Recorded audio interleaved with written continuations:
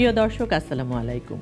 Topper kitchenware মজার রান্নার আজকের পর্বে আপনাদেরকে স্বাগত জানাচ্ছি। প্রতিদিনের এই আয়োজন আপনারা দেখতে পাচ্ছেন দীপ্ত টেলিভিশন এবং দীপ্ত টেলিভিশনের নিজস্ব ফেসবুক পেজ এবং ইউটিউব চ্যানেলে। আমাদের মজার রান্নার আজকের অতিথি শেফ শাহনাজ ইসলাম।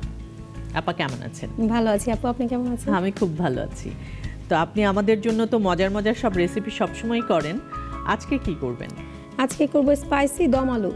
এই রান্নাটার জন্য আমাদের কি কি উপকরণ লাগছে? এখানে আলু নিয়েছি সেদ্ধ করা হাফ কেজি, কাঁচামরিচ নিব 4টি, লেবুর রস লাগবে প্রয়োজন মতো, আর গোলমরিচ গুঁড়া হাফ চা চামচ, পেঁয়াজ কুচি 1 কাপ, আদা রসুনের পেস্ট 1 টেবিল চামচ, কারি পাতা নিব একদম ফ্রেশ এখানে 8-10টি, আর তেজপাতা একদম ফ্রেশ নিব 2টি, শুকনো মরিচ 2টি, আর হলুদ গুঁড়া 1 চা চামচ, গরম মশলা গুঁড়া 1 চা চামচ, কাশ্মীরি মরিচের গুঁড়া কালারের জন্য হ্যাঁ এটা নিব আমি 1 চা চামচ, আর নিচ্ছি টমেটো পেস্ট একদম যেটা ক্যানে পাওয়া যায় সেটা নিচ্ছি 4 টেবিল চামচ পরিমাণ। আর এখানে আমি পুরো রান্নাটাই করব সরিষার তেল নিচ্ছি আমি এখানে 4 টেবিল চামচ, লবণ হচ্ছে স্বাদ মতো, আর ধনেপাতা কুচিও নিব আমি স্বাদ মতো। আচ্ছা, তাহলে আমরা রান্নাটা শুরু করে ফেলি। হ্যাঁ হ্যাঁ, আমরা এখানে ব্যবহার করছি টপার কুকওয়্যারের ননস্টিকি। এখানে হচ্ছে আপনি জানেন বোধহয় যে 60% কম তেল দিয়ে রান্না করা যায়, সাশ্রয় হয়, এবং এটা যখন তখন আছে না যে হুটহাট করে নিচে পুড়ে যাওয়া, লেগে যাওয়া, এই জিনিসগুলো কিন্তু একদমই হয় না। আমি এখন তেলটা দিয়ে দিচ্ছি আপু। এখানে আমি 4 টেবিল চামচ তেল দিব, সরষের তেল। এবার আমরা প্রথমে দিয়ে দিচ্ছি পেঁয়াজ কুচিটা। পেঁয়াজটাকে আমরা মোটামুটি ভালো করেই ভাজবো। পেঁয়াজ ভাজার সাথে একদম ফ্রেশ আমি 2টো তেজপাতা দিচ্ছি, এটা একদম ফ্রেশ। এখানে আমি কারি পাতা দিয়ে দিলাম, প্রথমে অল্প কিছু দিলাম, 2টো শুকনো মরিচ। হালকা ভাজা হচ্ছে, মোটামুটি কিন্তু পেঁয়াজটা অনেকটাই ভাজা হয়ে গিয়েছে। আমরা পেঁয়াজের সাথে এখন যেটা করব, আলুটা দিয়ে দিব। চাইলে কেউ যদি দর্শক চান আলুটাকে আগে ভেজে নিতে পারেন, আমি একসাথেই দিয়ে দিচ্ছি। মানে আমরা এখন ভেজে নিচ্ছি আর মশলাটা আমরা পরে দিব। আলুর সাথে কিন্তু পেঁয়াজটা ভাজা হয়ে যাবে। এখন দিয়ে দিব লবণ। লবণ তো স্বাদ মতো আমরা জানি, যার যার টেস্ট অনুযায়ী। আমি এখন যেহেতু আলুটা ভাজা হচ্ছে, এখানে আমি অল্প একটু হলুদ গুঁড়া দিয়ে দিচ্ছি, এখানে জাস্ট কালারটা আসার জন্য। আলুর সাথে আলুটা কিন্তু মোটামুটি ভেজে ফেলবো। আপু দেখেন পেঁয়াজটা কিন্তু হালকা কাঁচা ছিল, এখন যেহেতু আলুটা ভাজছি এর সাথে কিন্তু পেঁয়াজটা ভাজা হয়ে যাচ্ছে। আমি যেটা এখন করছি, কাঁচামরিচগুলোকে আমি জাস্ট একটু চিড়ে দিব। আচ্ছা, মশলা দেওয়ার আগে আপনি কাঁচামরিচটা দিয়ে দিচ্ছি, খুব ভালো একটা ফ্লেভার আসবে। একটু বাঁকা করে কেটে দিচ্ছি। অনেকে প্রশ্ন জাগতে পারে যে মশলাটা কেন পরে দিচ্ছি। মশলাটা পরে দিচ্ছি কারণ হচ্ছে আলুটা ভাজতে হবে।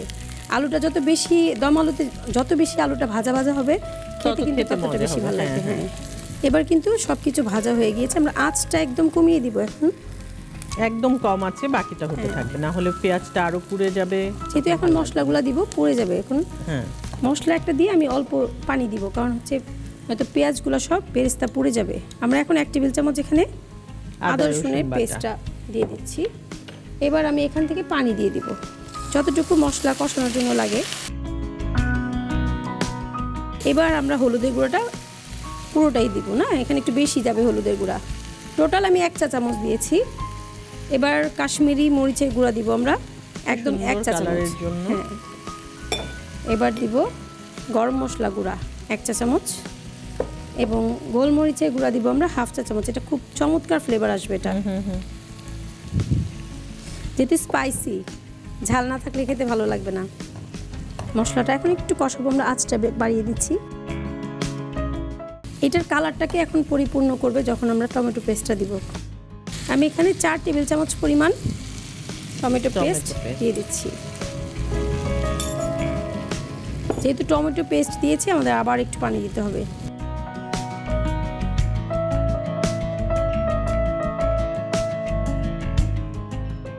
অল্প অল্প করে পানি দিয়ে, আর ততক্ষণে দেখা যাবে যে আলুটা সেদ্ধই হয়ে গেছে, কারণ আলু তো সেদ্ধই ছিল। হ্যাঁ, সেদ্ধ আলু ভাজা হয়েছে।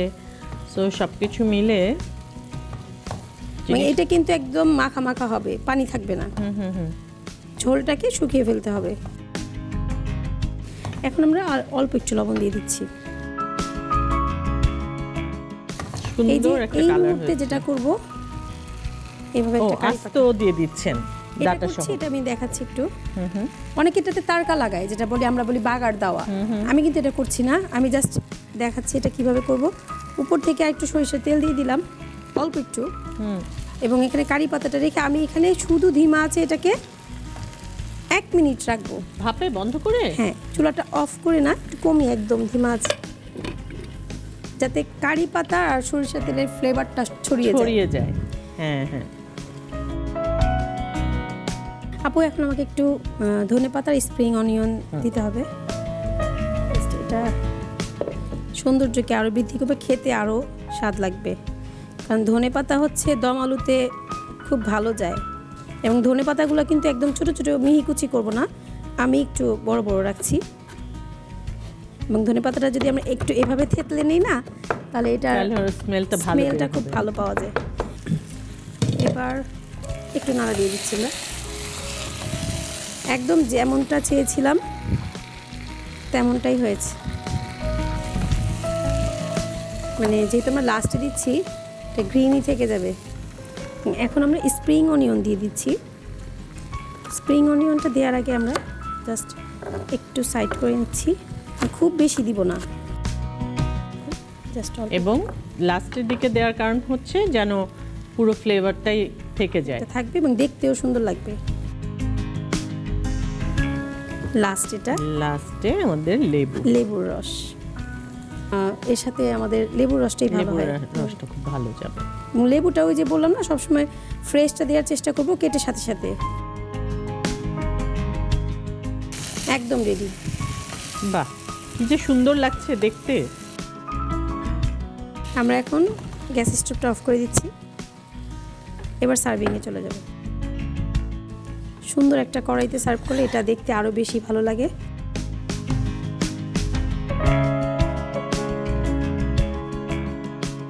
এবার এটা আমরা একটা স্প্রিং অনিয়ন দিয়ে সার্ভ করব, জাস্ট দেখার সৌন্দর্যের জন্য। এই যে আপু তৈরি হয়ে গেল spicy dum aloo. Thank you.